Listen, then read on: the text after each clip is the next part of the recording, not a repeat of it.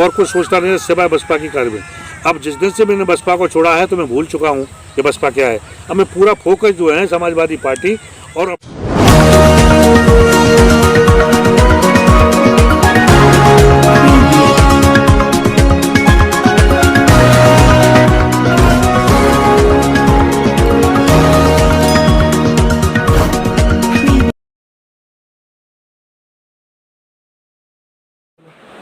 Nation news India में आपका हार्दिक स्वागत है। आज है हम ग्रेटर नोएडा और हमारे बीच में ऐसी शख्सियत जिन्होंने बाबा साहब मानव कांसीराम साहब की उंगली पकड़ के चले थे। पूरा परिवार बाबा साहब को गहन अध्ययन किया और कहते हैं ना, बुजुर्ग जब जिस रास्ते पे चलते हैं उस पर बच्चे भी चलते हैं, संस्कार वही मिलते हैं। इस आर्या जी जो बहुजन समाज पार्टी के कदावर नेता थे और बहुजन समाज पार्टी में राष्ट्रीय महासचिव रहे और भिन्न भिन्न उत्तर प्रदेश के अंदर जितने भी जिले हैं या उत्तर प्रदेश से बात बाहर की बात करें, पूरे राष्ट्र की बात करें, वहाँ प्रभारी भी रहे, कई कई राज्य के प्रभारी रहे। लेकिन बड़ा दुख होता है जब बात बनती है तो एक महत्वाकांक्षा होती है या घुटन महसूस होती है। तो हम सीधी सीधी बात करते हैं महेश आर्या जी से। महेश आर्या जी, आपका नेशन न्यूज इंडिया में आपका हार्दिक स्वागत है। महेश आर्या जी, आप एक बहुजन समाज पार्टी के बहुत कदावर नेता रहे और राष्ट्रीय महासचिव भी रहे। आपको प्रेरणा मिली अपने बड़े भाई साहब RN आर्या जी से, जो कि बसपा के बहुत ही दबंग कदावर नेता थे। उन्होंने बसपा नहीं छोड़ी, आप बसपा पर ही वो शहीद हुए, नौछावर हुए। लेकिन सर, आपके सामने ऐसी क्या परेशानी आई, आपने बसपा को छोड़ा? देखिए, पहले आपके दर्शकों का सभी का मैं स्वागत करता हूं आपके न्यूज़ चैनल के माध्यम से। और आपने जो बड़ा महत्वपूर्ण सवाल पूछा है मेरे बारे में, मेरी ज़िंदगी के बारे में, मेरी विचारधारा के बारे में, तो मैं इतना कहना चाहता हूं कि जैसा आपने कहा कि मैं जिस परिवार से बिलोंग करता हूं, तो उसमें माननीय श्री RN आर्या साहब जो हमारे बड़े भाई थे और 4 जून 2014 को हमारे बीच से अलविदा भी हो गए। और उन्होंने मानवर कांशीराम साहब का साथ पकड़ा था। वो बहुत पढ़ने में ब्रिलियंट थे और वो IAS की तैयारी कर रहे थे और प्रेम में उन्होंने फाइनल कर भी लिया था। जब कांशीराम साहब के सानिध्य में आए, मेरे ख्याल से 77 की बात है, उस समय में एक स्टूडेंट हुआ था 9th क्लास का, जब वो IAS के लिए तैयारी कर रहे थे। चंडीगढ़ में उनकी भेंट हुई कांशीराम साहब से। उसके बाद में जब वो वहाँ कैंप लगा रहे थे, उसमें कैडर कैंप में जब भाई साहब गए तो उनको लगा, कांशीराम साहब ने उनसे भी यही सवाल किया कि तुम लोग यहाँ IAS बनने आए हो और मैं यहाँ पर आपको सरकार बनाने के लिए आया हूँ, मैं इसके लिए मिशन चलाने के लिए आया हूँ। कांशीराम साहब का कैडर लेने के बाद वो पूरा अपना ट्रेनिंग छोड़ करके वो आए और उन्होंने घर में हम लोगों से चर्चा किया कि अब मुझे IAS वगैरह नहीं बनना है, मुझे जॉब में न जाना, बल्कि मैं कांशीराम साहब के मूवमेंट के साथ काम करूँगा।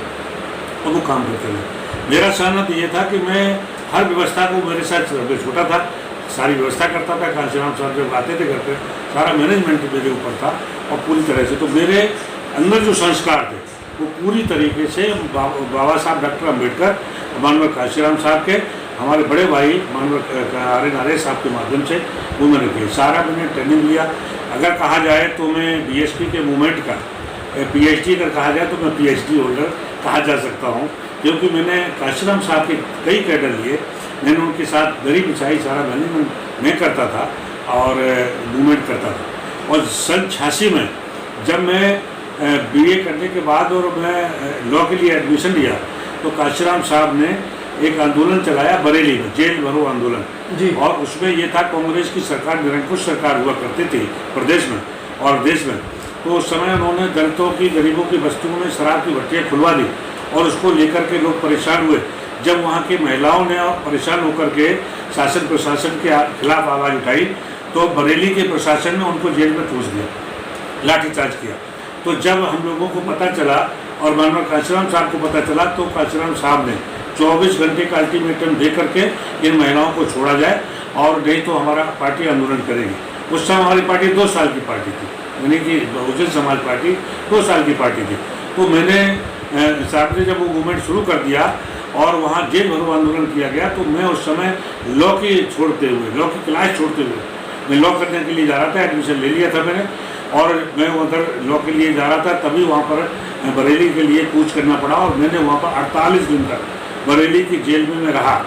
और वहाँ पर मूवमेंट के साथ वहाँ हमारी बहन बेटी, हमारी बड़ी भाभी, उसके छोटे छोटे दूध पीते हुए बच्चे, वो भी साथ थे। बहुत महिलाएं थी, बहुत बड़ा बामसेब के लोगों का योगदान था।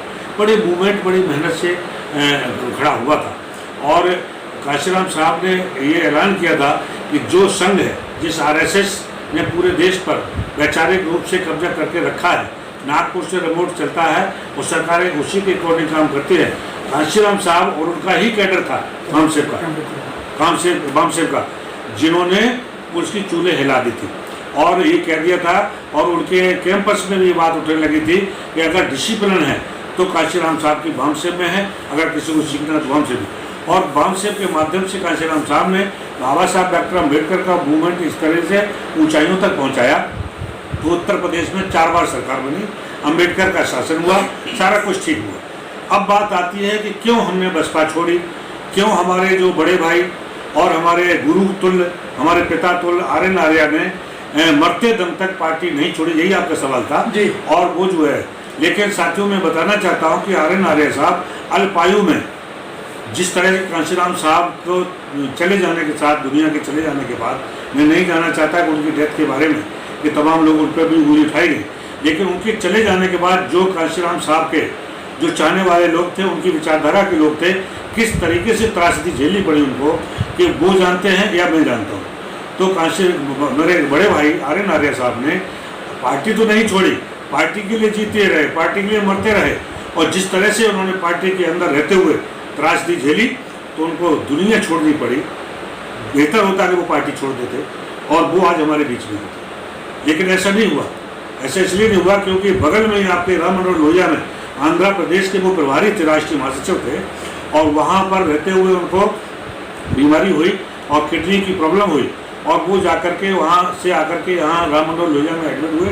राम मनोहर लोहिया में एडमिट रहते हुए जो पार्टी की नेता, जिसका मुखिया के आदेश पर वो वहाँ आंध्र प्रदेश पड़े थे, छोटे छोटे बच्चों को छोड़ करके बाहर पड़े रहे, उन्होंने घर नहीं देखा, परिवार नहीं देखा, जीवन नहीं देखा, अपनी बीमारी नहीं देखा, वही आदमी यहाँ पड़ा रहा, तड़पता रहा राम मनोहर लोहिया में।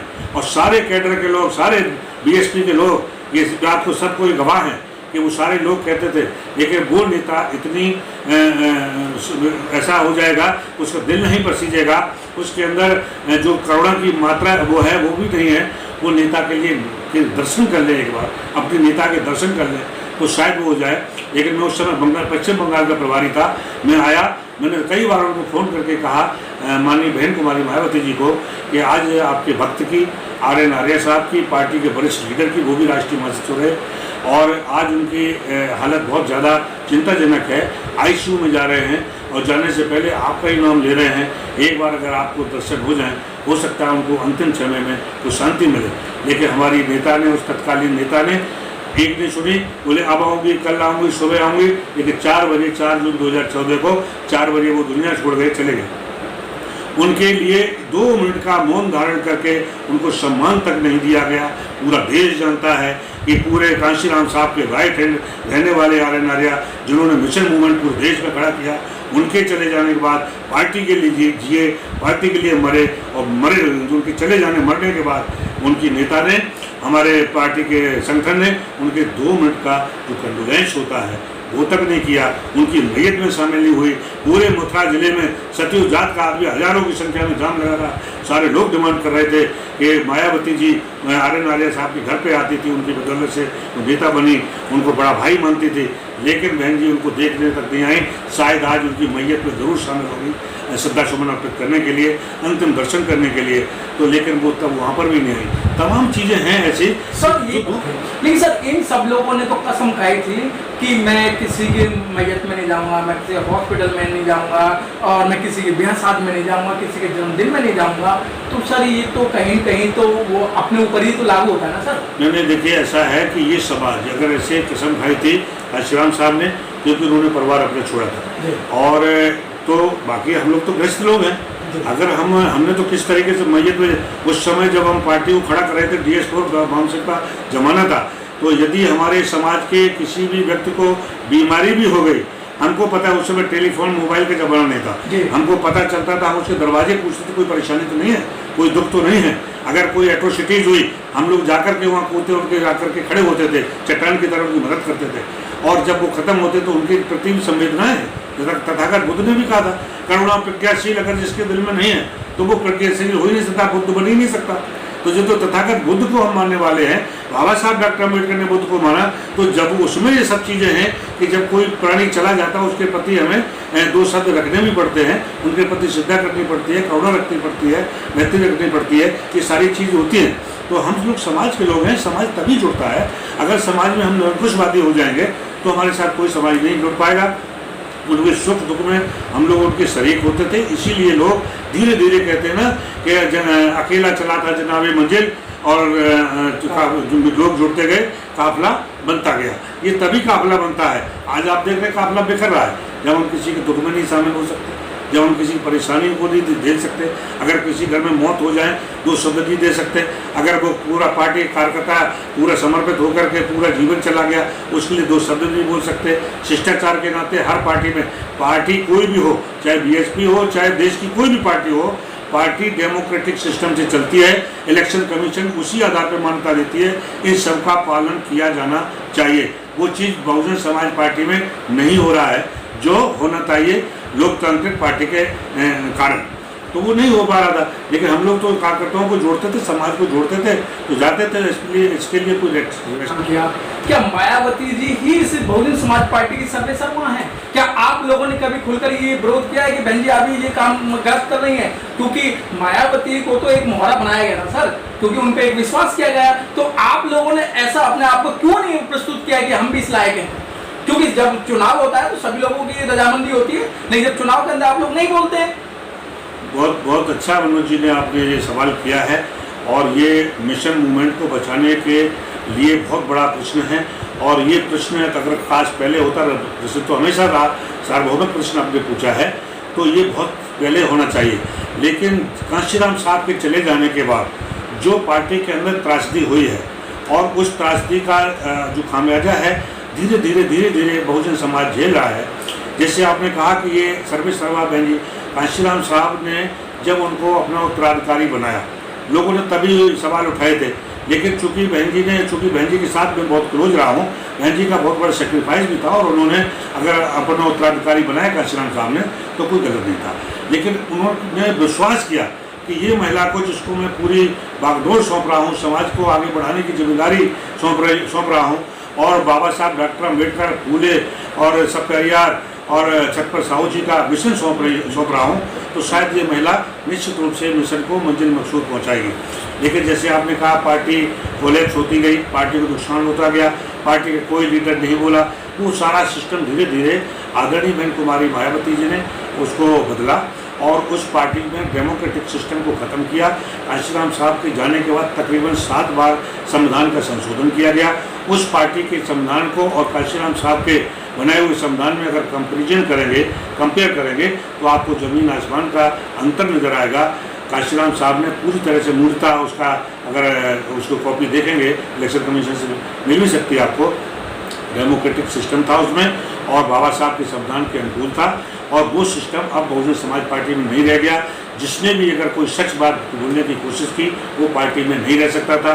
जिस व्यक्ति ने पूरा जीवन मिशन मूवमेंट के लिए किया, और अगर उसको किक करके बाहर कर दिया जाए तो उसके जीवन की कमाई उसी दिन खत्म हो जाती है, पूरे जीवन में उसका नष्ट हो जाता है। बहुत से लोग, तो मुझे इस बात का पता है, इन्हीं कारणों जिसने बोलने की कोशिश की वो जीवन से उनको हाथ से पड़ गए, उनको निकाल के बाहर किया, उनको अपमानित किया। ऐसे हालातों में लोगों को हार्ट अटैक हुए, लोग चले गए। लेकिन सर आप बात करें, कांशीराम साहब जब हमारे बीच में थे और उनके ही नेतृत्व में पूरी बहुजन समाज पार्टी और पूरे मूवमेंट चल रहा था, तो प्रभारी नहीं बल्कि कोऑर्डिनेटर की व्यवस्था उन्होंने पूरी क्रिएट किया था। कोऑर्डिनेटर के रूप में हमारी बीएसपी में उस समय नियुक्त किए जाते थे। तो वो कोऑर्डिनेटर जिसको नियुक्त करते थे कांशीराम साहब, तो इस बात की क्राइटेरिया होती थी उसकी कि भाई कब से पार्टी में जुड़ा हुआ है, कितना मूवमेंट के प्रति सेक्रीफाइस है, कितना इसका डिवोशन है, कितना टाइम टैलेंट ट्रेजरी देने वाला है, कितना समर्पण है। उस कसौटी के आधार पर, उस योग्यता के आधार पर, उस एलिजिबिलिटी के आधार पर उसको कोऑर्डिनेटर बनाया जाता था।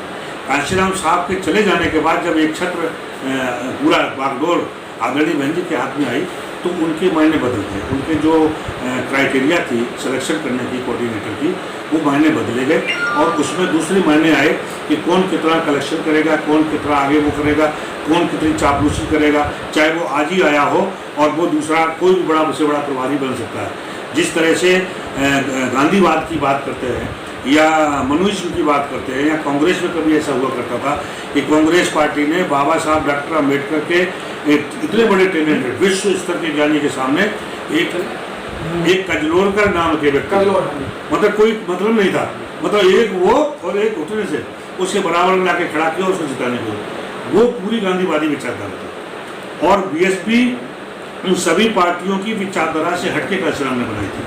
कांशीराम साहब का ये था कि कोई भी प्रभारी बनेगा, कोई भी कोऑर्डिनेटर बनेगा जो उस पर डिजर्व करेगा, जिसकी कंट्रीब्यूशन होगा, पे बैक टू सोसाइटी होगा, उसके अकॉर्डिंग वो नियुक्त करते। लेकिन वहाँ पर क्या किया, जो बीएसपी में 25 साल काम करने वाला एक कोऑर्डिनेटर है, उसके मुकाबले में उससे वरिष्ठ पद पर उससे बड़ा बना के उसका बॉस बना करके जो 2 साल पहले पार्टी में आया, जिसने अपना ग्लैमर दिखाया, किसी तरीके से अपनी चापलूसी करके पार्टी ज्वाइन करके बाद उनको किया और वो जाकर के वो वहाँ बता दिया। अच्छा सर, यही कारण हुआ कि दोनों में डिफरेंस हुआ। सर चलते चलते अभी आपने जो है सपा ज्वाइन की है और आपने ना तो बहन जी को भी आपने एक लेटर लिखा, आपने सपा ज्वाइन करने से पहले बहन जी को लेटर लिखा, उसके बाद में आप सपा में चले गए और सपा में आप शायद जिम्मेदारी से आप काम कर रहे हैं। तो सर वो क्या कारण रहा था कि आप कितनी घुटन महसूस हुई कि आपने ये बसपा छोड़ के सपा में? देखिए, जब मैंने ये फैसला लिया 2019 के चुनाव के पहले, मैं दिल्ली का प्रभारी था, आप लोग सब मिलते थे मुझसे, मीडिया के लोग मिलते थे तो वहाँ चर्चा होती थी पार्टी के स्टेट ऑफिस में। तो मैं उस समय भी कहता था कि जब उत्तर प्रदेश में और बल्कि पूरे देश में भारतीय जनता पार्टी आ गई है और इस तरीके से आ गई है कि वो पूरे संवैधानिक जो संस्थाएं उनको नष्ट करने पर तुली है, उनकी सरकार संविधान को खतरे में डाल दिया, संविधान के तमाम जो महत्वपूर्ण अंग हैं उनको तहस-नहस करने में लगी है। तो उससे देश को बचाना है, संविधान को बचाना है, तो पार्टी भाजपा को हटाना है, ये संकल्प सभी का था। और जब हम 2019 में दिल्ली के प्रभारी के रूप में काम कर रहा था, उस समय बहन जी से आए दिन भेंट होती थी।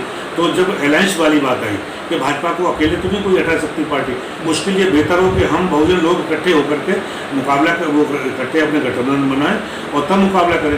तो ये कांशीराम बहन जी और आदरणीय अखिलेश यादव जी के बीच में अंडरस्टैंडिंग हुई, तो दोनों ने गठजोड़ किया और गठजोड़ सफल भी हुआ बड़े पैमाने पर। जो बाई इलेक्शन में हुआ था वो सफल भी हुआ। जब महागठबंधन हुआ, महागठबंधन में हम लोगों की पूरी सहमति थी, इच्छा थी और अंदर से खुशी भी थी।